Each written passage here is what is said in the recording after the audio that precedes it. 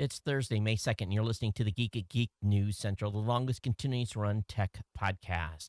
This is show number 855, sponsored in part by GoDaddy.com. Our April GoDaddy special, get 32% off, our May GoDaddy special. Get 32% off at GoDaddy using promo code GO32OFF1 or get a .com for $2.49. Geek News Central is a proud member of the Tech Podcast Network. If it's tech, it's here. We got a great show lined up for you tonight. Lots to share. Strap in. Here it comes.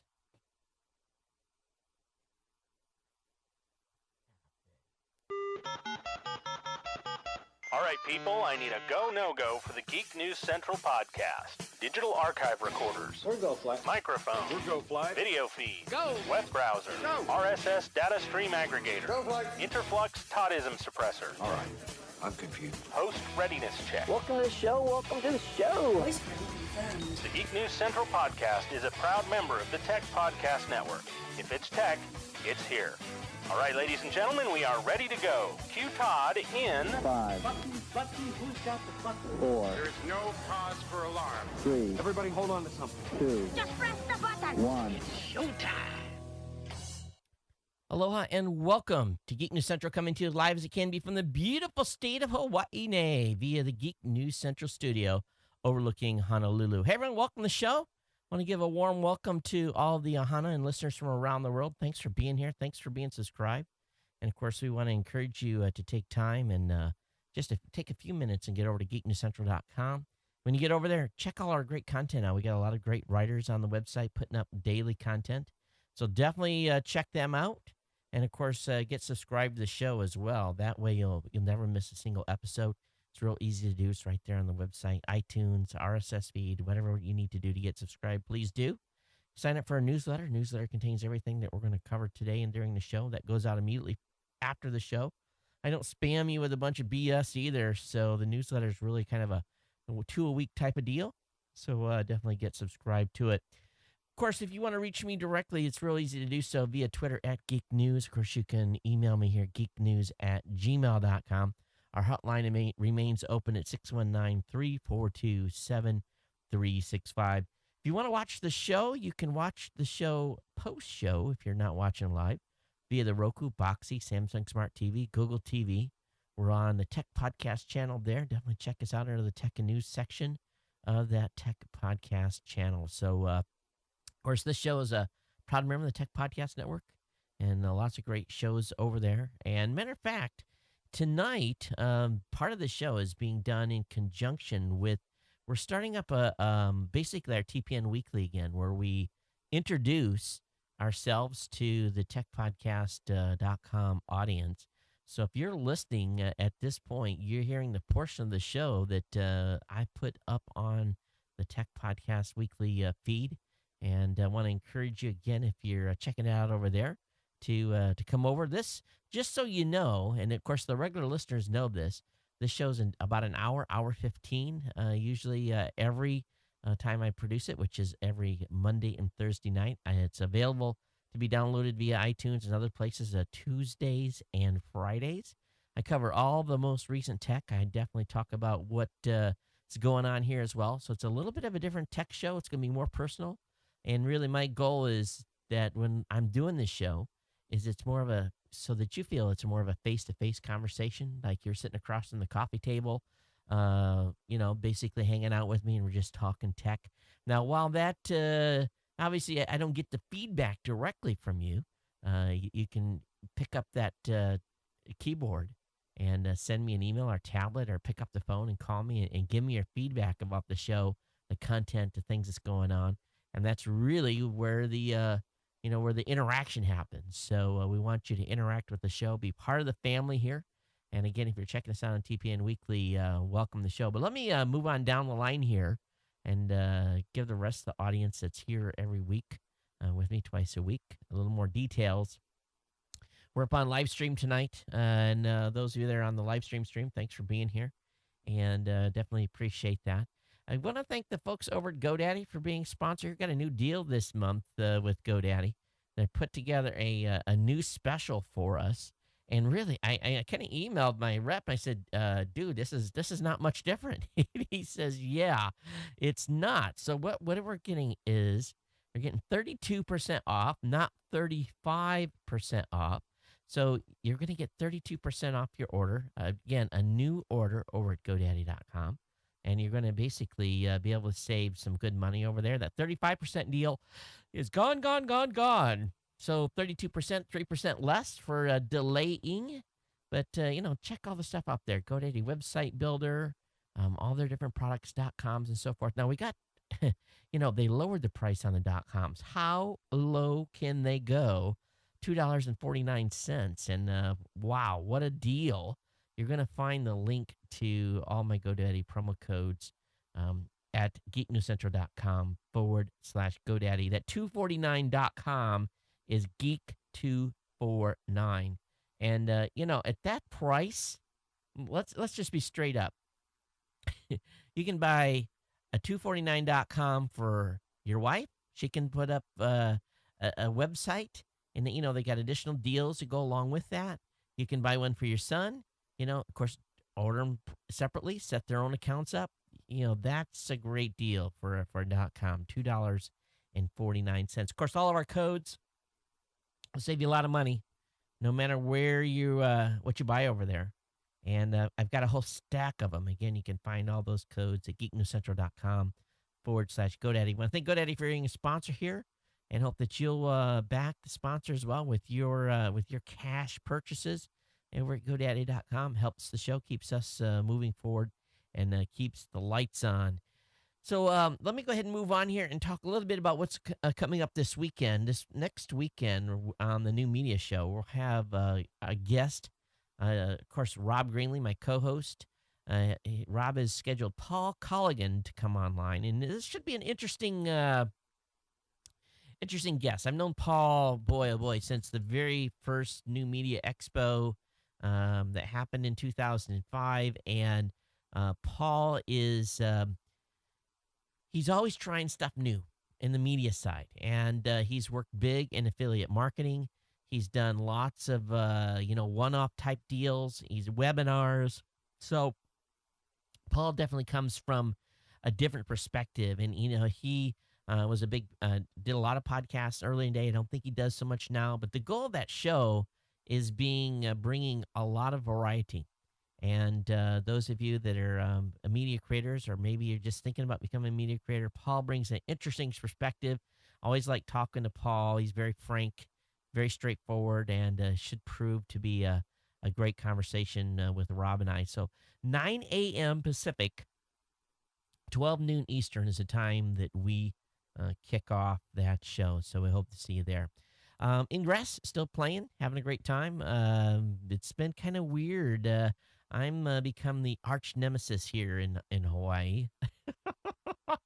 I don't know. Every game there has to be one person they pick on, or not pick on, but becomes a target, or and I'm not saying I didn't have nothing to do with stirring the pot, but it's pretty fun, and we're always looking for more local players. So if you're in Hawaii listening to the show and you want to play Ingress, you want to play on the Resistance, let me know. I'll get you an invite. Added 3 people to the game. They're friends of mine here recently, so we're going to get them going and moving on. Yes, I'm having a lot of fun with this, and if you can see, I'm getting a lot of nice sun, being out and about, which is good. Hey, I want to talk just about, I got a Facebook message yesterday. And, okay, here we are. We're at show number 855, right? This is my gig. This is what I do. I create tech content. I put stuff out. We have sponsors for the show. Obviously, I do some other things on the side with some consulting as well. But, the majority of my family's revenue comes from our sponsors and our insiders. And, I live here in Hawaii. The only residual income that I had from my time in the military was obviously my military retirement. And, it's not like it's a big, extraordinary amount of money. I've been retired 5 years now, and I obviously retired as a senior chief, didn't retire, which is an E8, didn't retire as a as an officer, high-ranking officer. So my pension that I get for those 24 years of service is okay. Doesn't even make my house payment. That gives you an idea. And so can't complain. I'm not at all bitching. Don't get me wrong. But this guy has got this hard on for me on this show. And he's like, you just give it up, Todd. You need to quit. Quit playing with that hobby. I'm like, he says, oh, I've heard from people that you're not doing well. I'm like, from who? I have never, ever, ever announced on this show what revenue, nor will I ever announce what type of revenue I make on this podcast. Frankly, it's no one's business. And we work with a lot of podcasters at Raw Voice, and what we pay them and what they make is completely private. What they, we give generalities on ranges, and believe me, it's full range from very small amounts of money to very large checks. And but I never will say X show made X amount of dollars. We won't do that. You guys know that the stated goals on this show has been to grow it, grow the support, have people here that would help it. Obviously, we haven't added that so that you know from a listening standpoint and a viewing standpoint that the revenues haven't grown extraordinary. But hey, we're still living the dream here in Hawaii and just getting by to a certain extent. And it is what it is, right? And it continues to be fun. I love doing the show. I always said from the very beginning, it's not about the money. Believe me, the money helps. It helps pay the bills because we do have reoccurring hosting, bandwidth, all the other stuff that just goes along with a show. There's a certain amount each month that I know is we got to make this much and this much above, and we watch it from month to month on a finance standpoint. Some months we have 3 sponsors. That really helps the show out a lot. If we don't have 3, we're okay. We get down to 1, it gets a little tighter. We have to tighten our belts just like anyone else does with their own small business. And this is what this is. This is a business for me, even though we do this show for you, or I do this show for you. So that individual, it just rubbed me wrong because he, quote unquote, knows what I'm doing. He has no clue. Absolutely no clue. The only person that knows how much is in that comes from that I get for a check is my wife and my accountant and my bank. That's the only people that know. We're not driving Cadillacs here. We're not driving Mercedes-Benz. So it's not like we're living high on the hog. We're average American family that is is working, to make ends meet. So for that naysayer, and I don't even know, it just bent me a little bit. And I wanted to talk about it. I share things with you guys all the time. And I could almost get, how should we say it, non-child safe here for a minute. I think I did a little earlier. I apologize, but that person, if you're listening, if you want to be a hater, go ahead, be a hater. But we got better things to do. I'm gonna move on, and I'm happy to do this show. And you guys know that I always said when it become not fun, I would tell you, and we would change it or we would do something different. But it's still fun. My wife still supports it. The kids still support it. We're looking at possibly making a move, try to get closer to town. To get closer to town, we have to downsize a little bit. We'll make maybe some changes.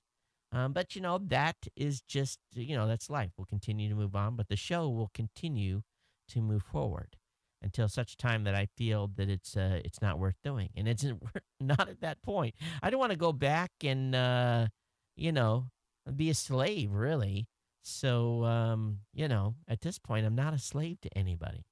I'm a slave to this show for you guys, and that's what it's all about. So anyway, I'm not giving up. It's not going to happen. But anyway, let's get into the tech. Let's take care of the last piece of business here so that we can pay our bills. And you guys know very well that I'm a big fan of Citrix GoToMeeting. And let me just talk about them for a second. They've been here as a sponsor pretty much straight through since mid 2005. And, why do they continue to sponsor the show and why do they continue to be here these many years later? It's because you guys keep doing the trials, you keep testing or even buying a product. But new listeners are coming in and they want to find out what this product's all about. And we had a fan of our PowerPress plugin basically say, I need this new feature. And it's something that really wasn't even on our radar. And I said, it's, if we get to it, maybe next year, because it's something that we wouldn't normally do. It's not a feature that would be used a lot. And so I got Angelo on a GoToMeeting session. And I said, okay, what's this going to take? And, basically we did a proposal. We figured out the hours and did everything we needed right in a GoToMeeting session. So when your team can get together and you're face to face, that's really the best, but decisions sometimes have to be made in moments, not days. And that's where we use the GoToMeeting session to be able to bring the folks from different locations together so that we wouldn't have to have this 25 chain email that we went through. And, it really got us to the point where we could say within about 30 minutes, I was able to send a proposal back to the guy and say, okay, here, if you pay this much, we'll take care of the rest. It's going to cost this much. We're going to make you pay that much. And then, because we're going to get some benefit from this new feature too, we'll pay the majority of the development work. But in order for me to take Angelo off task, here's what it's going to cost. And boom, within about 24 hours, they came back and said, okay, let's go. And for the last 2 days, Angelo's been coding up this new feature for PowerPress. So with GoToMeeting, you share the same screen, you stay on the same page, and to build an HD video conferencing makes your online meetings just like being in the same room. Plus, it's simple to launch a meeting really from anywhere using your computer, smartphone, or tablet. You can even present with your iPad. I love GoToMeeting. So I want you to try GoToMeeting as well, free for 30 days. And let me bring up the little the lower third here. Oops, press the wrong button. And here is the deal. Meeting is believing. Don't wait for this special offer. Visit GoToMeeting.com. Click the Try It Free button and use the promo code podcast. Again, visit GoToMeeting.com. Click the Try It Free button and use the promo code podcast. Remember that promo code podcast. Thanks for GoToMeeting for being a sponsor here. And thank you guys for supporting them as well. It's my pleasure to have them on as a sponsor here. All right, let's go ahead and get into the tech. That's what you guys want to hear. That's what you're here for. And did I press that button? No, I did not. For those of you that are listening to the TPN Weekly, we are going to leave you at this point. And if you want to hear really what this show is all about the detailed tech news that I cover, you need to come over to geeknewscentral.com and get subscribed to the show. But those of you that are listening to this for the first time about the TPN Weekly, we want you to give us a try. And thank you for listening for this short intro to Geek News Central. All right, we are now, let me look at the time hack here so I know where to go in that editing. As a matter of fact, let me do this and put a little marker there. Sorry for clapping in your ear, but that's the easiest way to see it on the audio programming. Let me go ahead and load Chrome. Oh, man, today is a mother load of good stuff. Hey, you want an Apple one? Well, there's one going to go on the auction block this month. A rare working Apple One is available. Now, you better get your checkbook out because they feel this thing could fetch as much as $392,000. This is a 37-year-old machine, thought to be of one of only 6 in working condition. It's expected to sell between $261,000 and $392,000. And the German auctioneer Brecker is going to be doing the sale. Now, here's the thing that I'm really wondering about. There's a lot of Apple fanboys out there, and they are hardcore when it comes to that entire product line. And I wouldn't be surprised if the thing goes for more money. But They are going to make it available so that you can actually upload stuff to it and save it. So a cassette storage option can be purchased for $72 with this. So it's kind of funny. But anyway, we'll see. There was only 200 Apple ones initially produced. And Sotheby's estimates that only 50 still exist. Would you have loved to have been the guy that would have had one of these in the closet and thought enough forward to keep it stashed all these years? I've got a Trash 80, TRS 80 Model 1. I wonder if that's worth anything. It's in a box, and box is. So, but anyway, I don't even know what year that came out, but I got it at a garage sale. I got it secondhand. Okay, for anyone who has ever forgotten a password on Facebook, Facebook has a way to help you now. And this is a little weird. It's trusted contacts. So what you're going to do is you're going to figure, okay, your mom, your dad, your brother, your sister, your wife, that's 5 people. You basically have to designate 5 individuals as trusted contacts, trusted agents. And the idea behind this is giving a trusted friend, neighbor, a copy of your house key or a copy of your password. So what's really going to happen here is that the Facebook feature, basically, when you say, I forgot my password, I can't remember my, all this stuff that they do to try to reset you, they're going to send out 5 codes.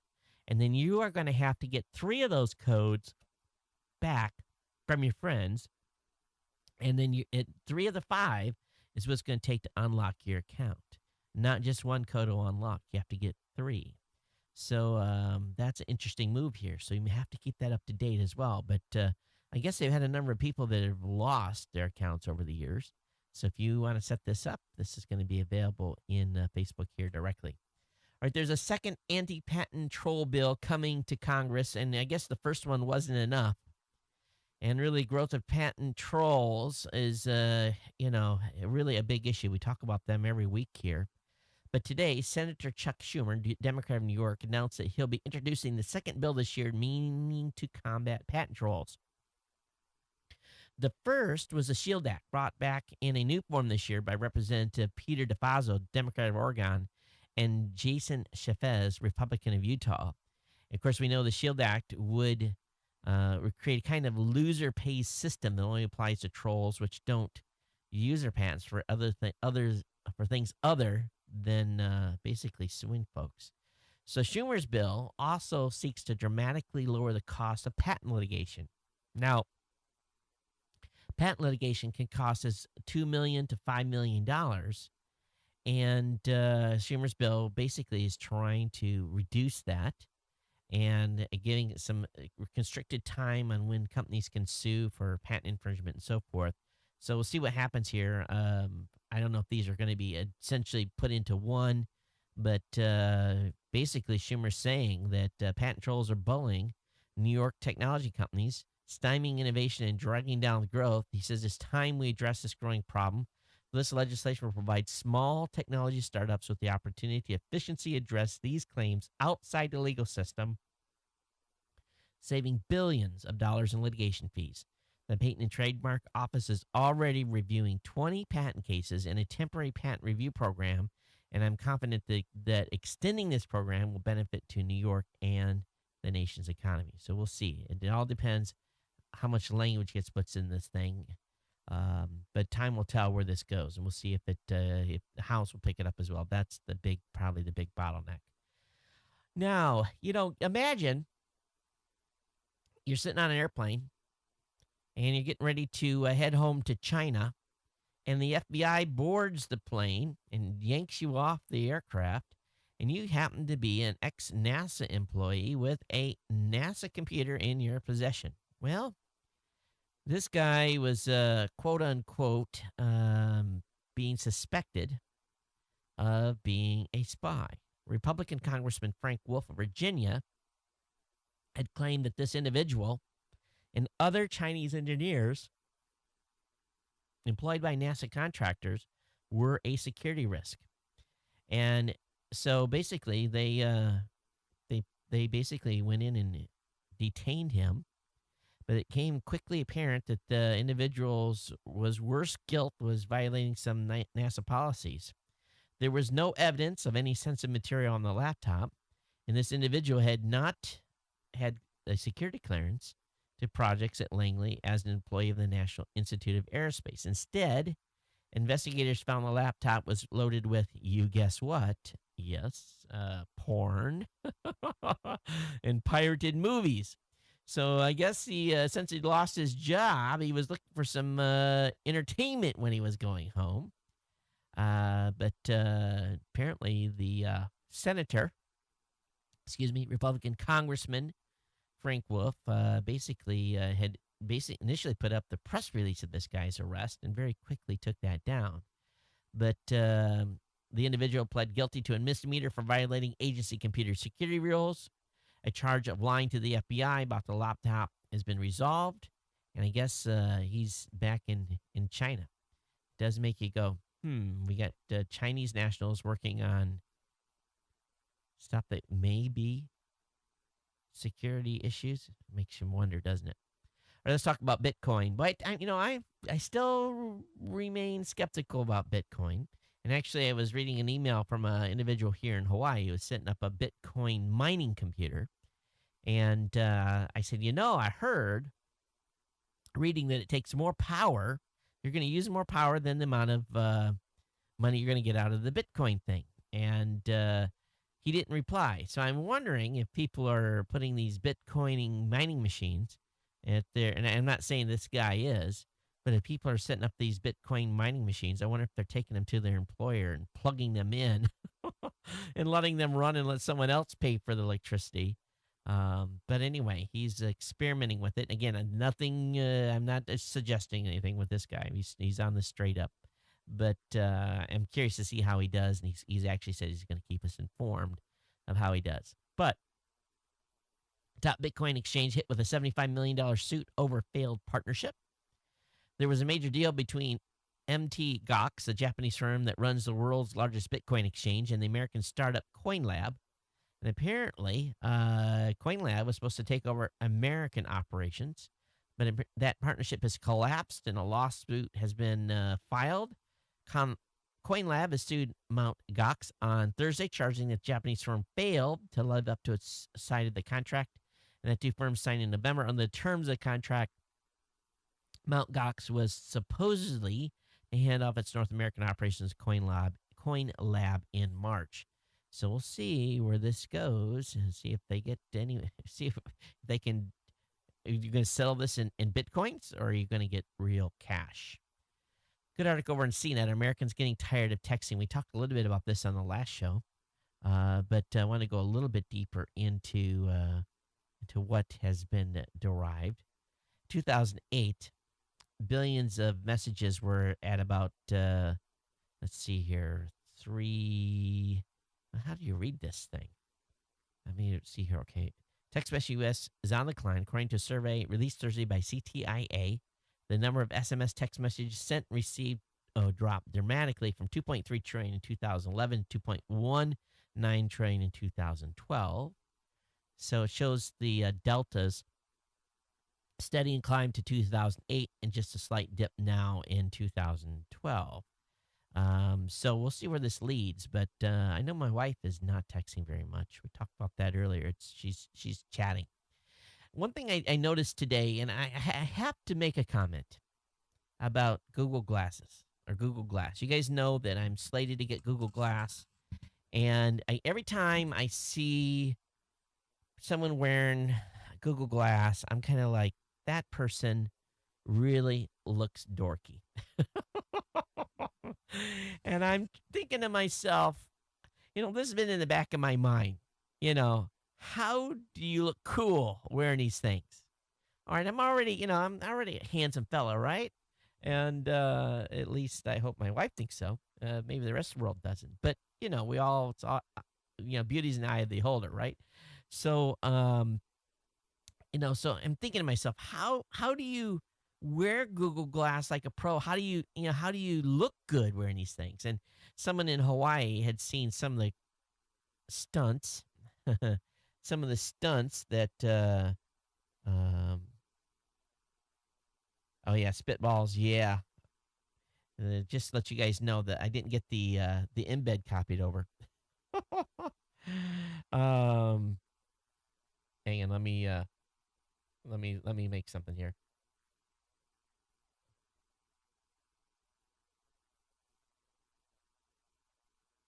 All right. So anyway, how do you wear these look cool? And someone here in Hawaii commented on what Robert Scoble in the shower with Google Glass, and I'm thinking to myself, people are gonna get like, yeah, I saw that I wanted to puke.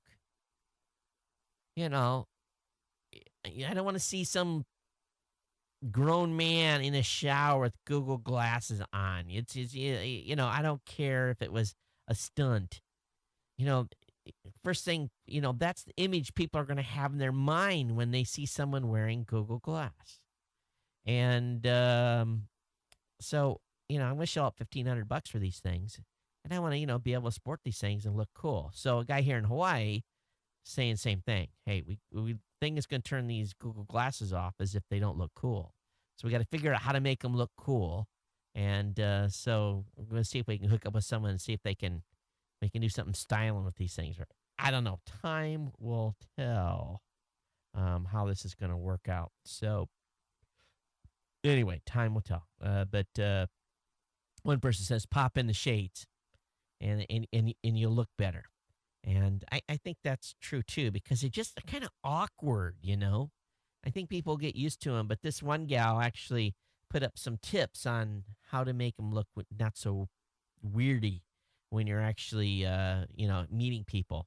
And I really wonder how it's going to work out with those of us that, wear spectacles as well. Because I'm a little bit concerned from that perspective as well. But I'm sure Google's got a plan. All right, a new detector has a clever way of detecting dark matter over at Ars Technica.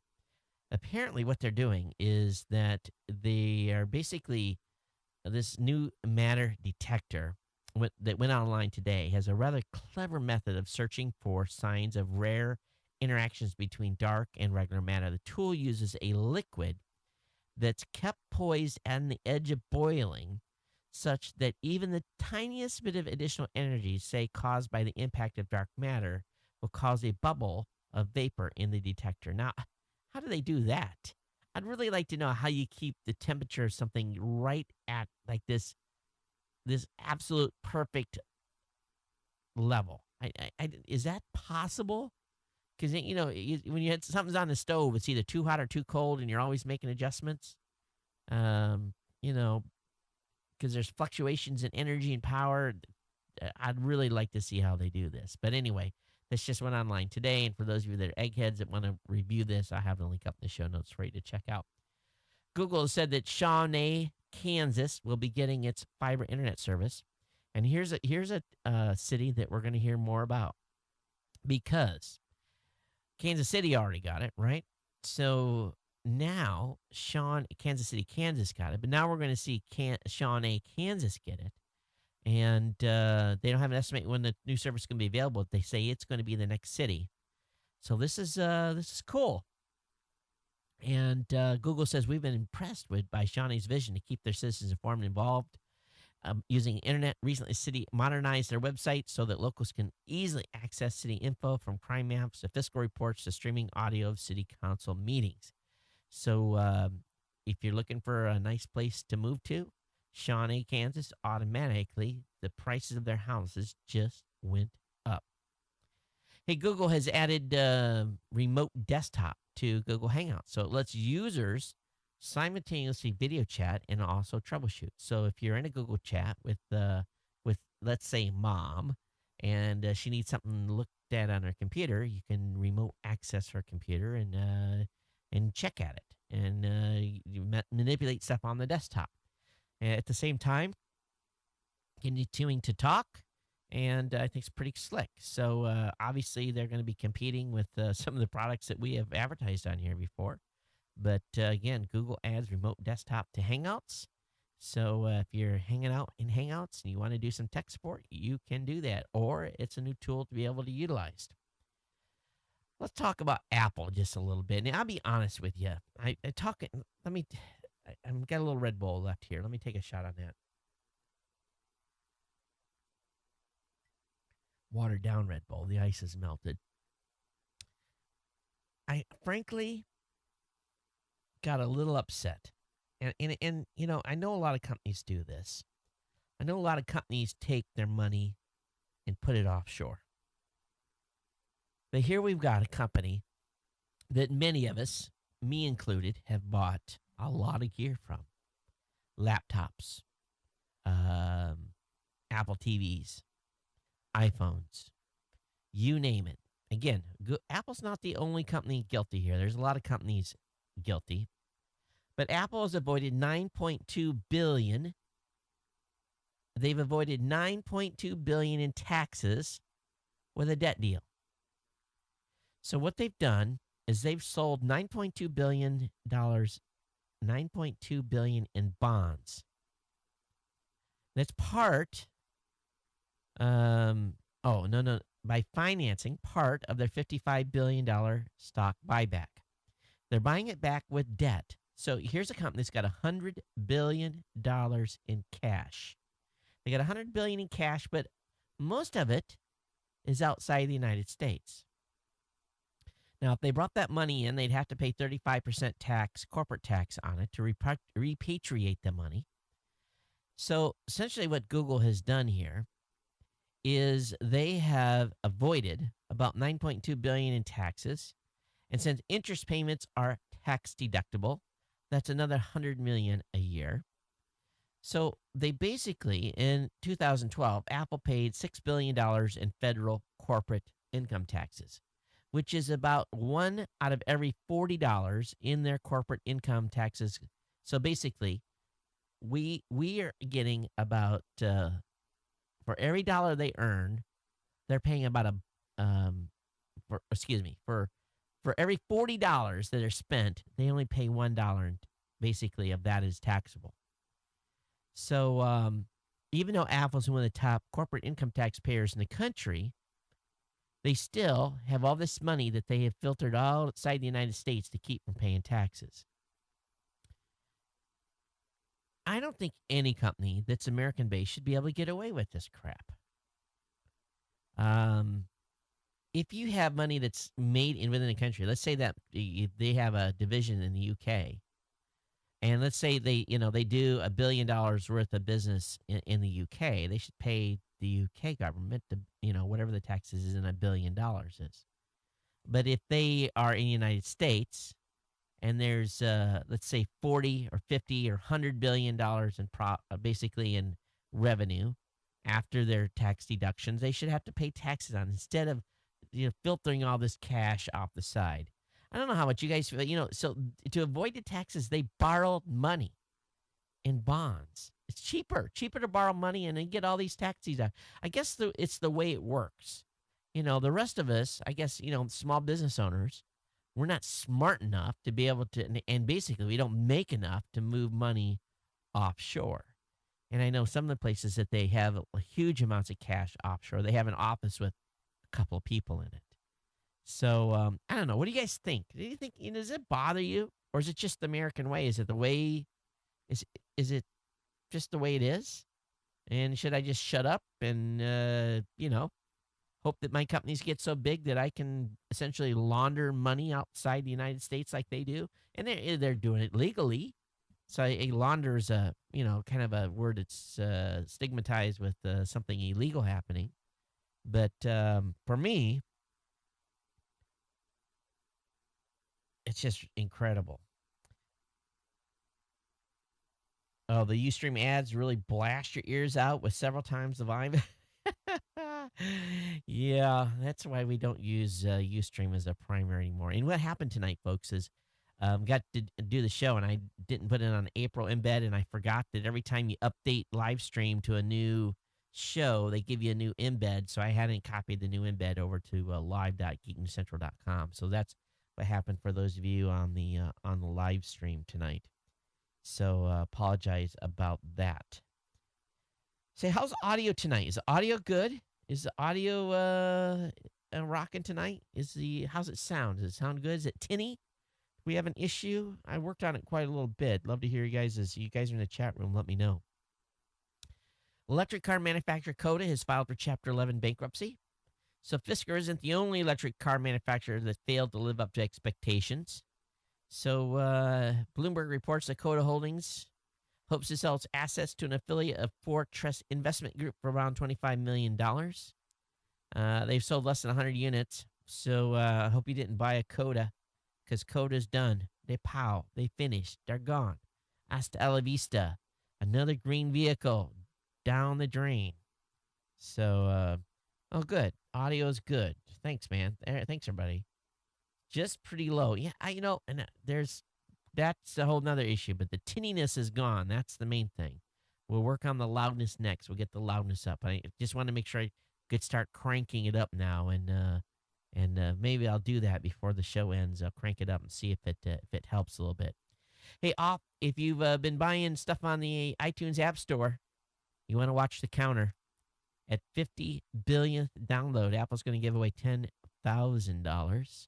So if you're the 50 billionth app buyer, congratulations, you get a $10,000 Apple gift certificate. This cracks me up. If you can't beat them, join them. Time Warner Cable CEO says it could copy Arrow's business model in the future. The television broadcasting industry has been up in arms, of course, over the small startup called Arrow. We've covered them heavily here. And basically, CBS is we're ready. We can move off. We can stop. We can shut down broadcast in 2 days. We can take everything online. And the thing is, CBS, you operate underneath the public trust.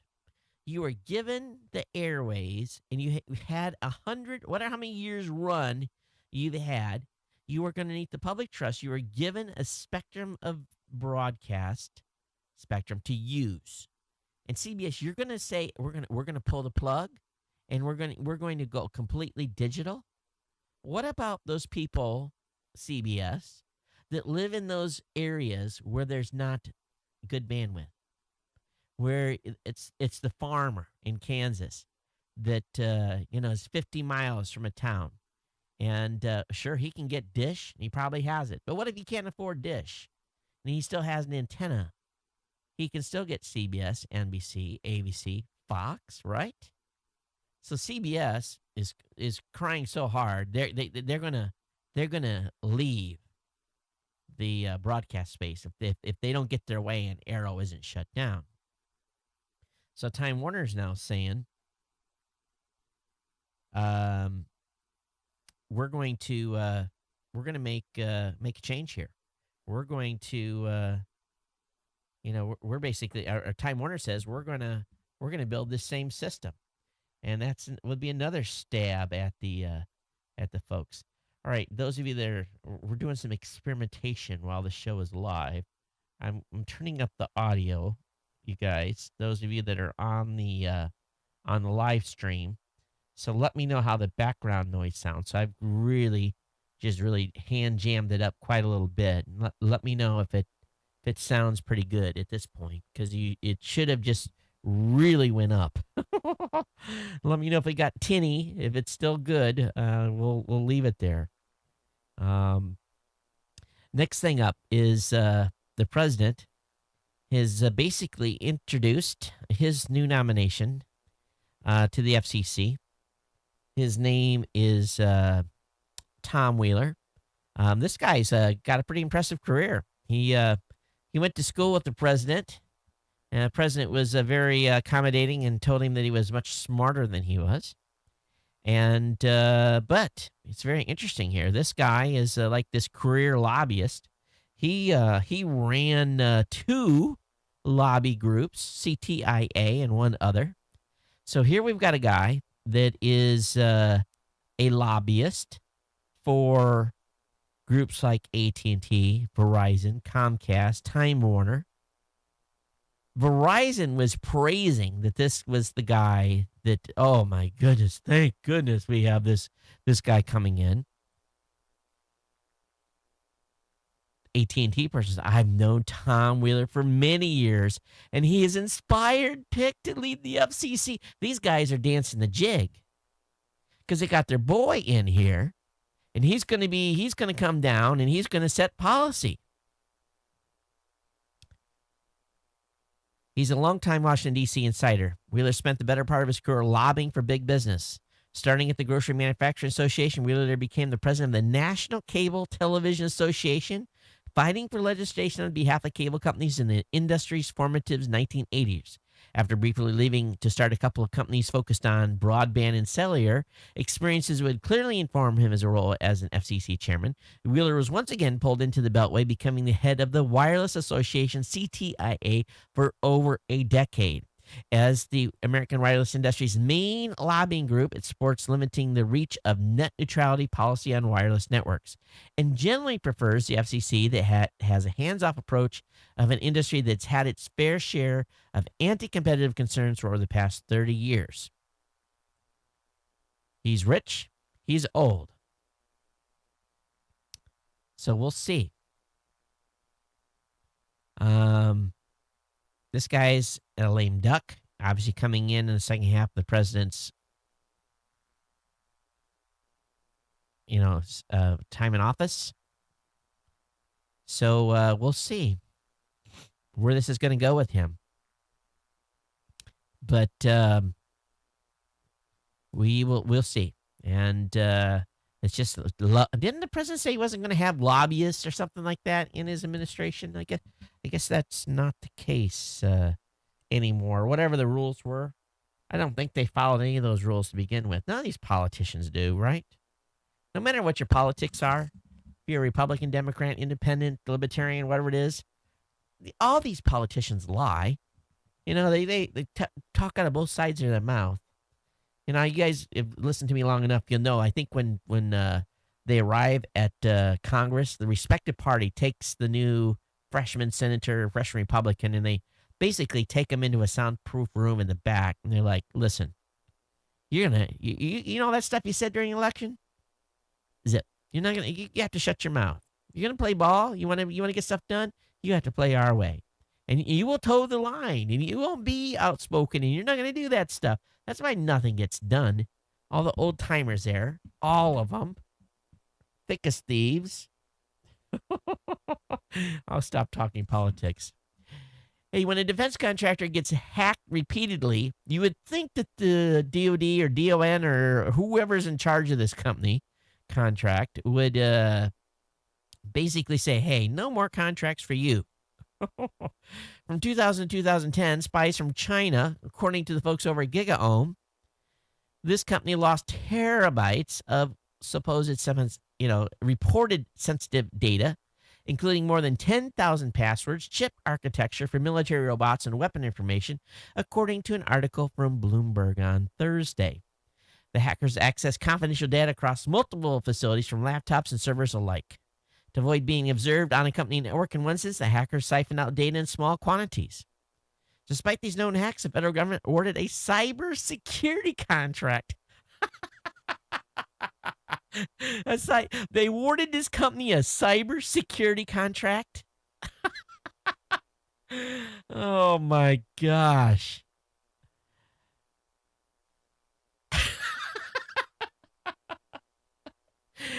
Who's the idiot? Please. Who's the idiot that awards a company that's been hacked repeatedly from 2007 to 2010? Who's the idiot that awards this company a federal contract for a cybersecurity contract? Who is it? Oh, it just blows my mind. The stuff that happens. They're a prominent defense contractor. I've never heard of them. Quineti, Q-I-N-E-T-I.Q. It almost sounds Chinese to begin with. And again, that's my opinion. I have no idea, but oh my gosh. To the average person, you'd be like, no. You need to have a timeout in the penalty box. You need to turn in anything that you have that is of a classified nature. You need to read your people out. You need about a 5-year break. Instead, no, we're going to give you another contract Oh my gosh.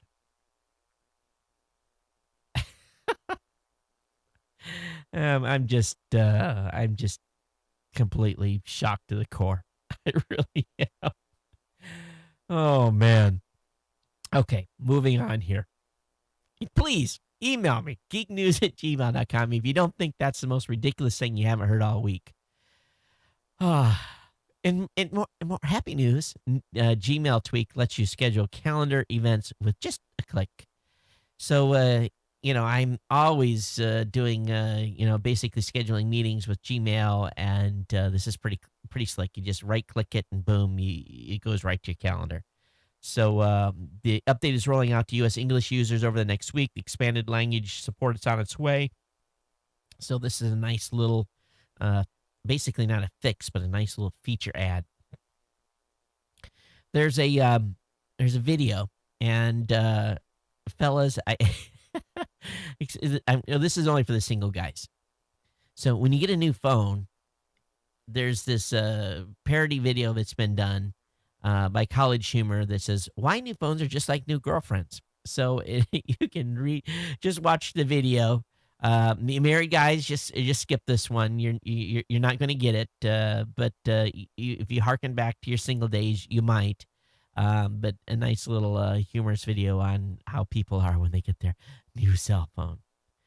Microsoft is attempting to woo Android users with a switch to Windows Phone app. For a week now, rumors have been rampant about Microsoft would release a switch to Windows iPhone app to Android users. That day has arrived, and the app is in the Google Play Store. So this is an article that was written up by Alan, one of our writers here at Geek News Central. And Alan put this piece together, and it shows you all the apps that you have on your Android device that's also available via the Windows Phone Store.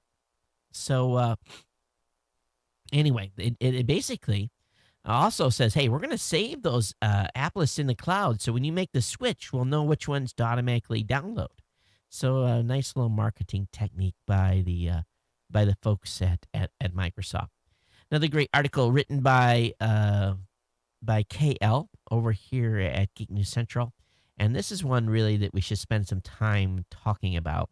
And we did a little bit, I think, on the last show, but EFF's annual report on which company is protecting your information from the government. And KL spent a considerable amount of time on this. So, in the United States, we are supposed to have certain rights under the Fourth Amendment of the U.S. Constitution. And basically, that Fourth Amendment reads in part, the right of the people to be secure in their persons, house, papers, and effects against unreasonable search and seizure shall not be violated, and no warrant shall issue, but upon probable cause, supported by oath or affirmation, and particularly describing the place to be searched and the persons or things to be seized. As we live in a digital world today, most of us don't write letters, and our papers and effects are online. They're on the social media sites we're members of and websites we visit. So if the FBI comes knocking at your door, your ISP's door, your favorite search company, your favorite search social media sites, and they request that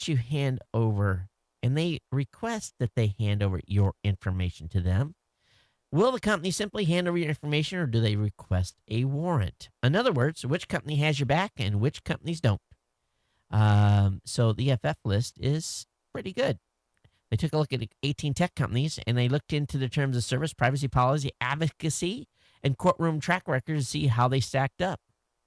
They looked at the following 6 criteria: requires a warrant for content, tells users about government data requests, publishes transparency reports, publishes law enforcement guidelines, fights for users' privacy in courts, fights for users' privacy in Congress. Out of the 18 companies investigated, only two received all 6 stars: Twitter and Sonic.net.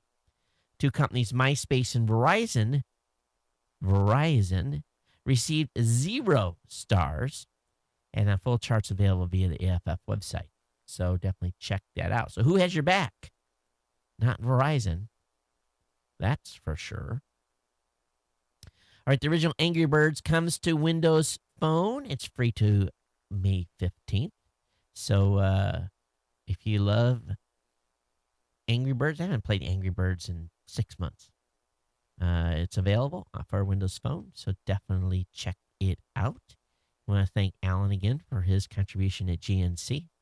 Tom Wiles, Trucker Tom Podcast, did a fantastic article, and it's probably one of the longest we've had on Geek News Central in a number of years. It talks about remote presence. And Tom goes into graphic detail on how to set up a variety of different things, and he goes into remote IP surveillance cameras. And this one's a nice one.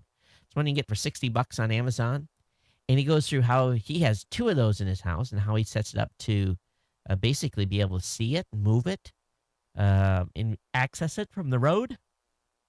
And, of course, again, Trucker Tom is a truck driver, so he spends time away.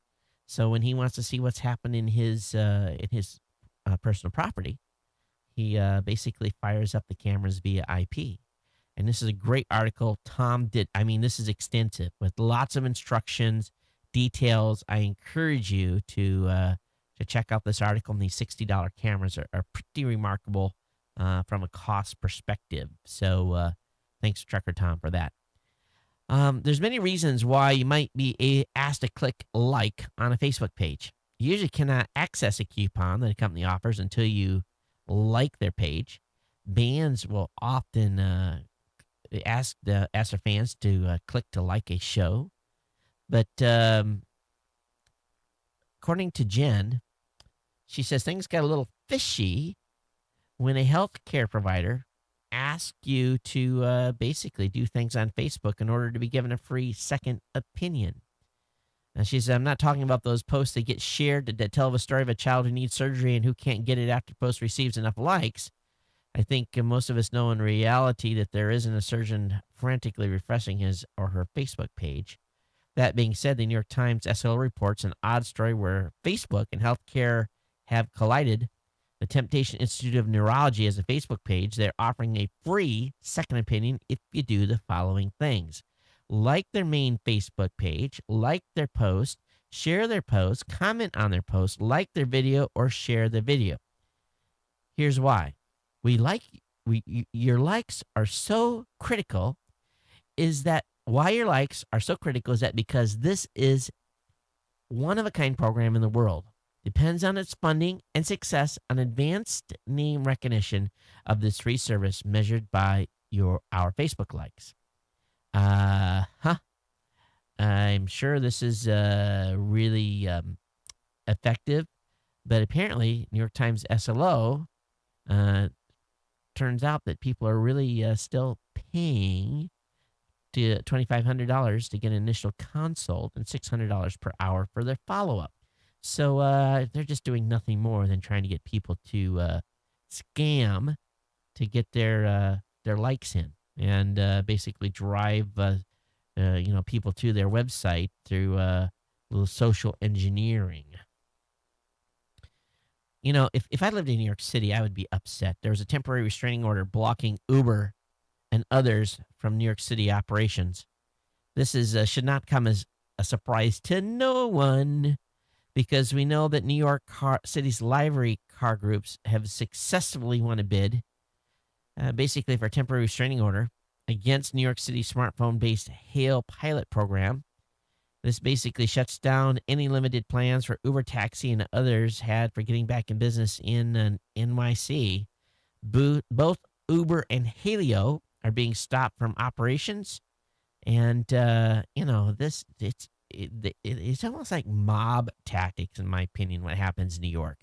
And these cab and livery drivers and these stuff, it gets pretty ridiculous because they have an industry that's being impacted right now by technology, and they just can't move fast enough. It's all about the dollars, folks. All right, YouTube Capture for iOS updated with additional Wi-Fi only uploads. So if you are using YouTube Capture, that app has been updated. Go ahead and grab it from the App Store. If you're on Netflix, Warner Brothers, MGM, Universal have collectively pulled nearly 2,000 films from Netflix to further fragment the online new movie market. So, boy, I tell you, they're putting the screws to Netflix. And so, the way I look at it is I'm just not going to get any MGM, Universal, or Warner Brothers movies. Of course, that's all of them, right? Um, this is just designed to make people upset. Warner wants films for its own archives. I'm not going to go join their service. I'm really not. If I can't get it, I just probably won't rent it. I want to find stuff. When I go on a service, I want to find it. I don't want to have to go sign up for 5 different companies. It's not going to work. They've already let the cat out of the bag. They just need to do the deal and put the stuff back online.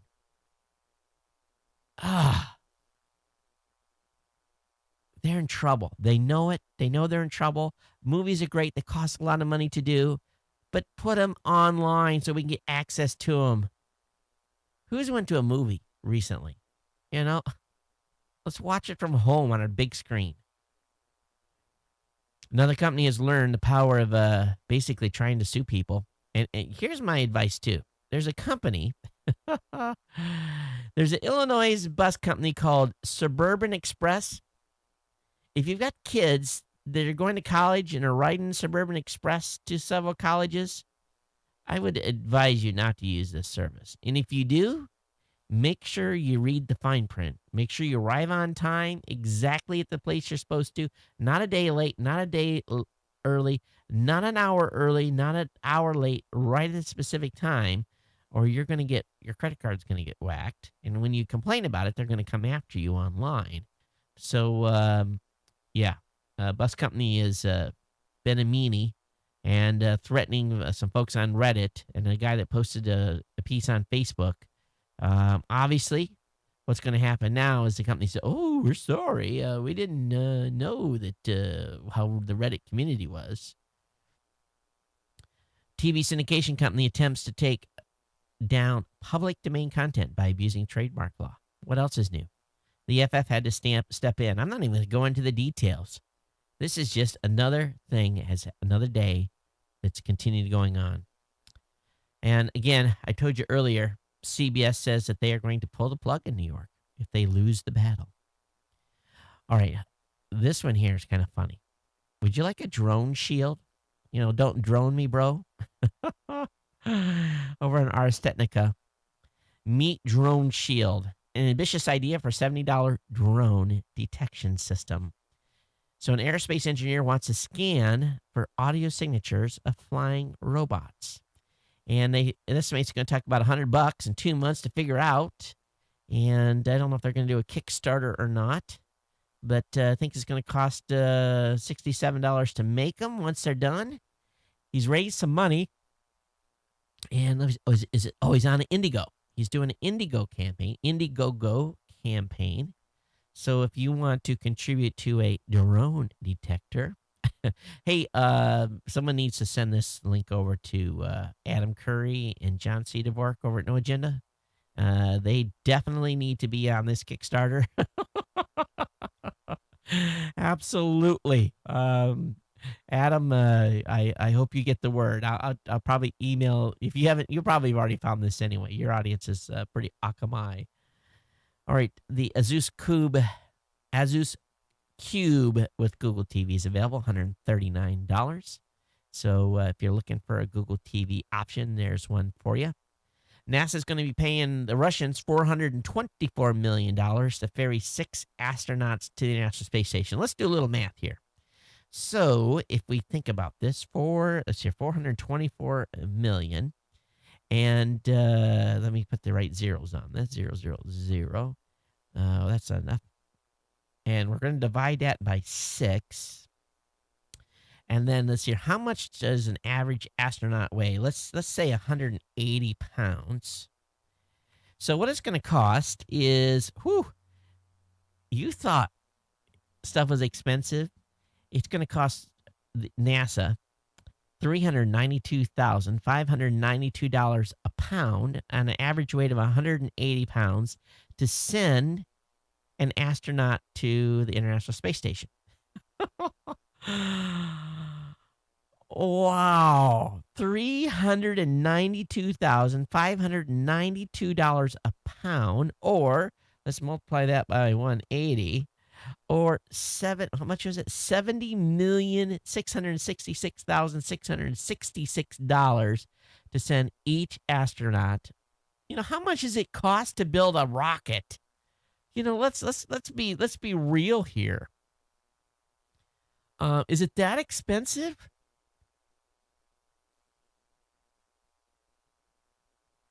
I guess that didn't get under sequestration cuts. Holy cow. Hey, researchers have created an RFID-enabled paper, bringing us closer to traceable cash. Really, that's what we really need. Just think about that for a few minutes.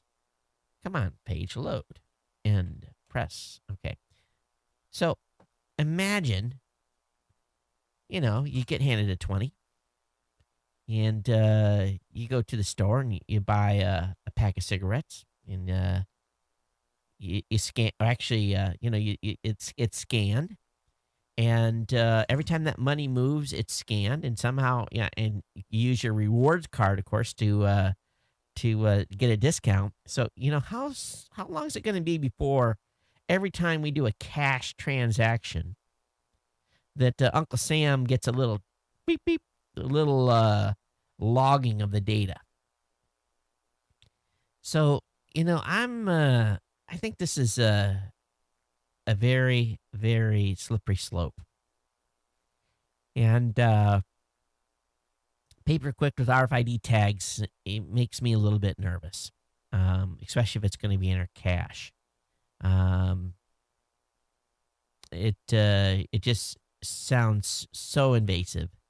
I know the government would love it because that way they could track everything at that point. So what you think? RFID tags in your cash, every dollar and every 20 and every 50 and every 100 you spend is tracked? I think that would be a little weird. All right, Apple has hijacked OS X development team to keep iOS on track.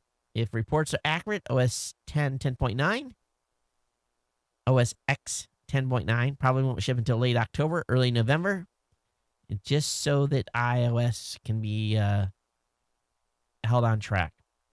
So this is kind of interesting. If accurate, this would be a move that would be a repeat of 2007, when Apple pushed back the launch of OS X 10.5, aka Leopard, from June to October. Just not enough people on the dev team. Use some of that $100 billion to hire a few more developers, Apple. And finally, Blockbuster. Yeah, the company that still has some stores in the country. Blockbuster has rolled out an iOS app. The former movie rental giant, which was acquired by Dish in 2011, brings its on-demand movie rental service to iOS. So I have that link up in the show notes.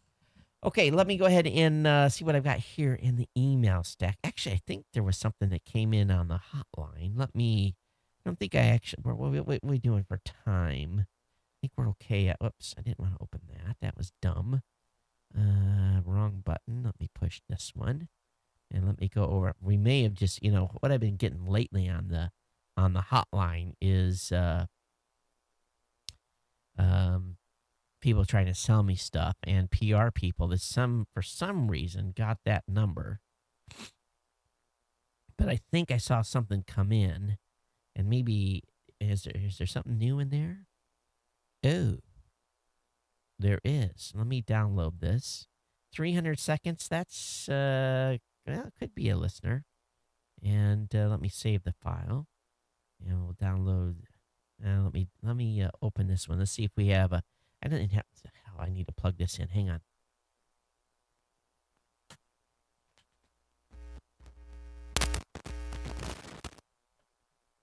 Sorry about that. And let's see what we've got here.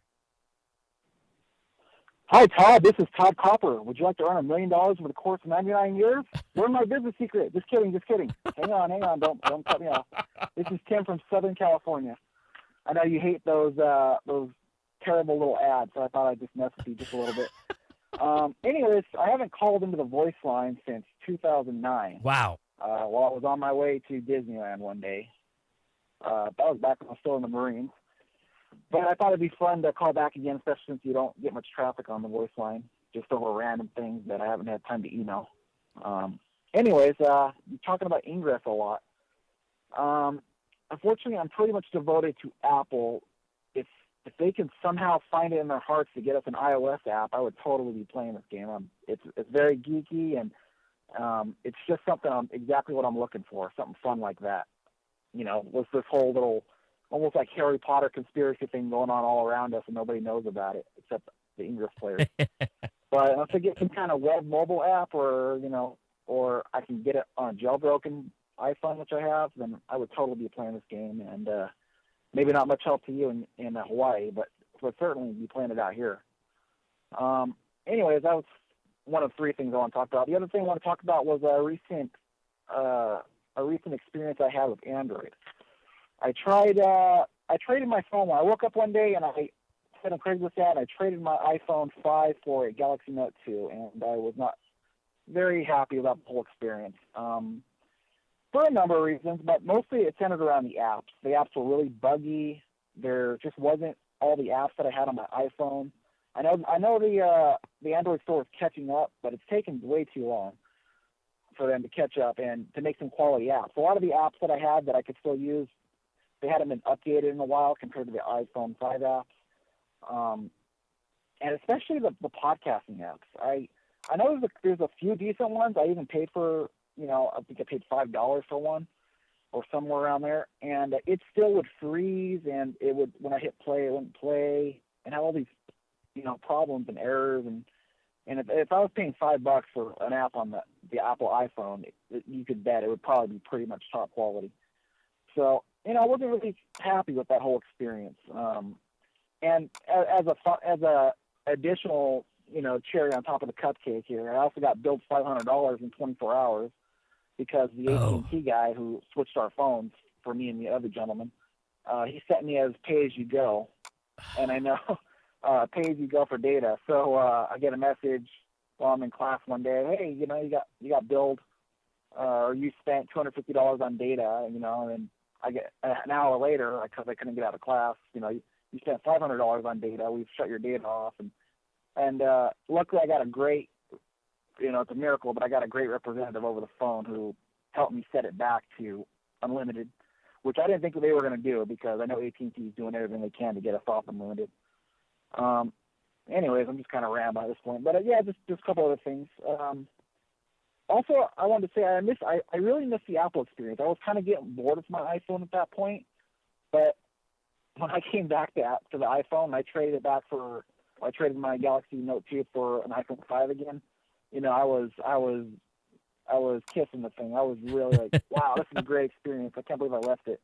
And it really showed me, what I had. I was taking for granted, all the things Apple did, like iTunes Match and syncing everything. And it also showed me how much I already invested in my Apple products and my Apple apps and the accessories for my iPhone. And so, if maybe I'll buy a Nexus in the near future and play some Ingress, but I really want to play the game. But maybe you can get buddy with the developers and tell them to make an iPhone app or something. I don't know. You're well connected, aren't you? But anyways, also you must be their best player.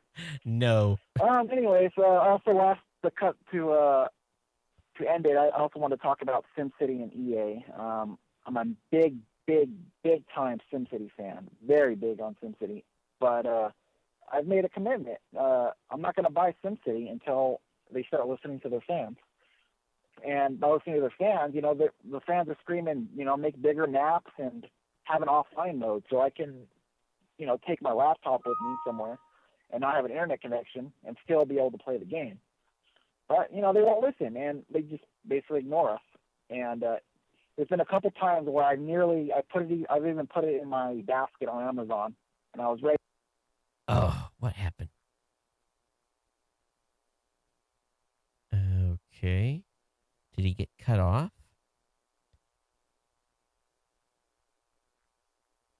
All right, let me check that. Hi, Todd. This is Todd Copper. Would you have an offline mode so I can, take my laptop with me somewhere and not have an internet connection and still be able to play the game. But, they won't listen, and they just basically ignore us. And there's been a couple times where I've nearly... Yeah, he got cut off. So let me go ahead and I think he called back. Here's the last part of his call. Hey, Todd, this is message 2 of 2. I didn't realize there was a limit, but I'll just keep it extremely short. Just letting you know that I just got cut off at the end. For good reason, you got to fire me on that. Any case, that's all I really had to say. Just letting you know that the end of it was, I don't want to buy EA games anymore because, they totally lost my confidence in create any kind of great games. Anyways, I hope you keep up the great work. You've always been an inspiration for me to be in podcasting and to start that route. And I hope you keep producing great content and keep the dedication. And I'll always be a loyal fan from here in Southern California. So have a good day. Bye-bye now. Hey, thanks so much. That was fantastic for you calling in, and I understand your EA concern. A lot of people are basically saying the same thing. And let me talk just a little bit about the Ingress deal. I've been playing on my Nexus 7 mostly. It's just easier with the bigger screen, and I'm tethering it to my iPhone and sometimes my MiFi. That's really kind of the way I'm playing right now. It's just easier with the bigger screen, especially in the daylight, when you're out and the sun's shining in your face and you're trying to read the contrast on the screen. So if you go with that Nexus 7, that's something to think about.